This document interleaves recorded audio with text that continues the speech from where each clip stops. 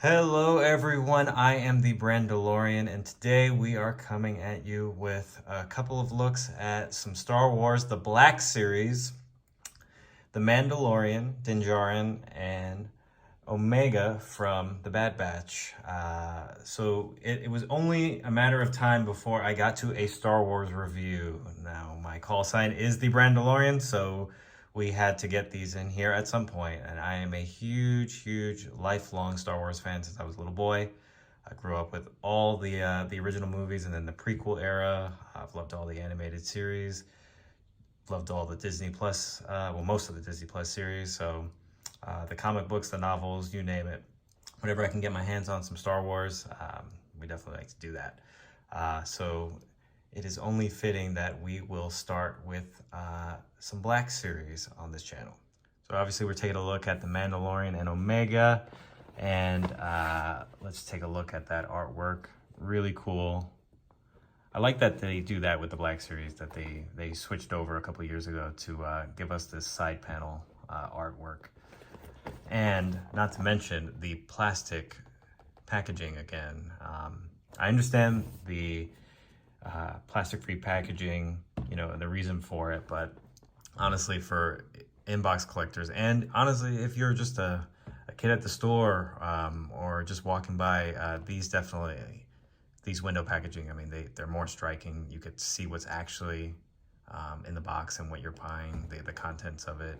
So I see both sides, but I think this is for the better for the collectors. So with that being said, let's get to it. All right, now first up, we are taking a look at the Mandalorian, Din Djarin, played by the great Pedro Pascal.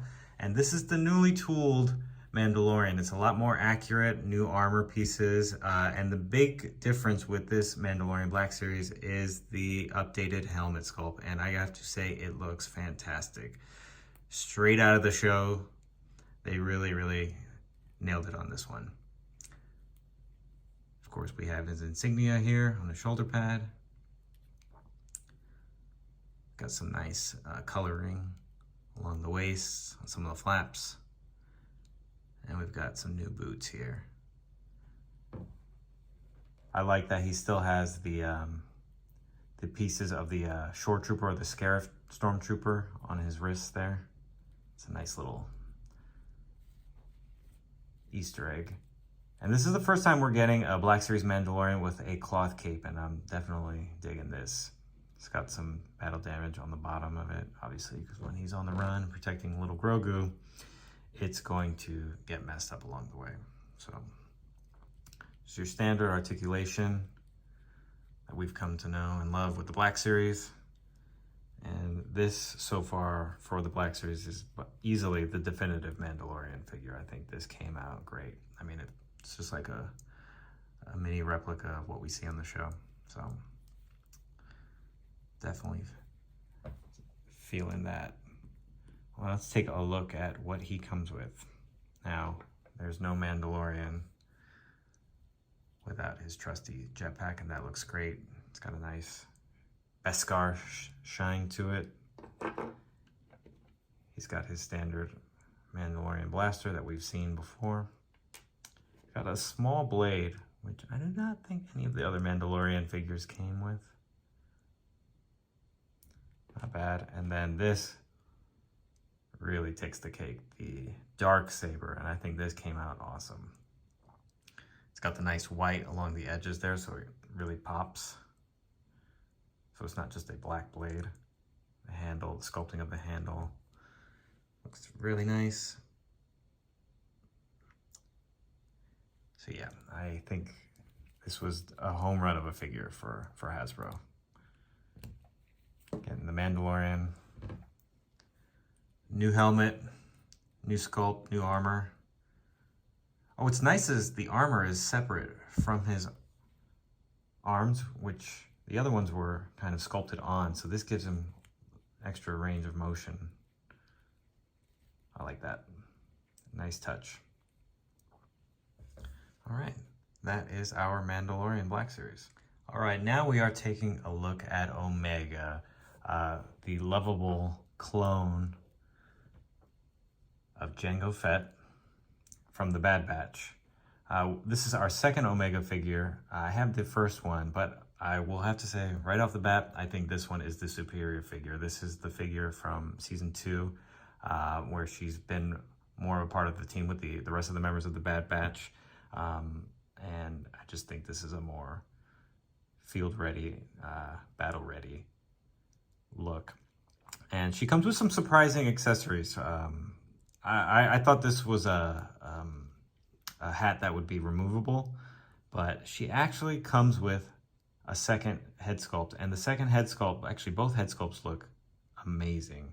I mean, the detail that Hasbro gets on these, I know I focus on that a lot, but that's a big thing for me, is getting the head sculpt and the details in the face right, and they have really done a great job with this Omega figure in both face sculpts.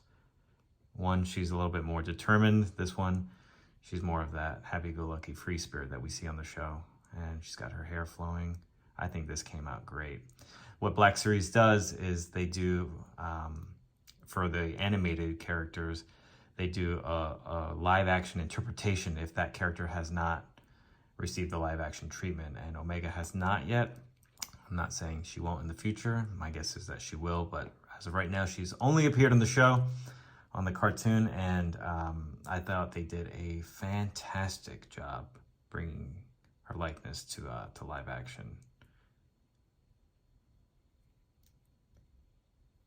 Really liking this one.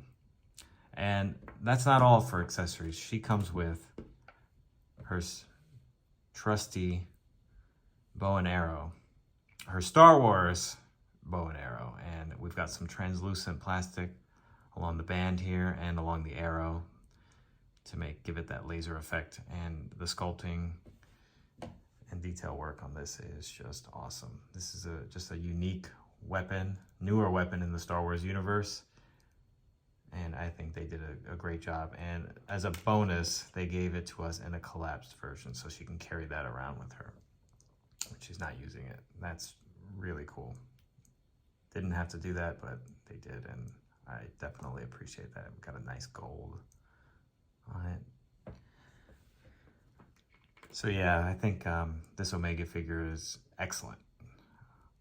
You don't see too many extra accessories, but both of these Black Series that we took a look at today gave us a good amount, a healthy amount of accessories, if you will. With G.I. Joe being a Hasbro created brand, they don't have to pay for the rights and for the license for that line, so they can beef up the figures with some more detail and some accessories, whereas Star Wars, they usually are a little bit more bare on the accessory side, still great on the details, and these two both came with a nice amount of accessories, so that definitely made me appreciate them a little bit more. And with that being said, if you guys have any questions or if there's anything else that you want to see in these videos, just let me know. And with that, the Mandalorian is signing off. Take care.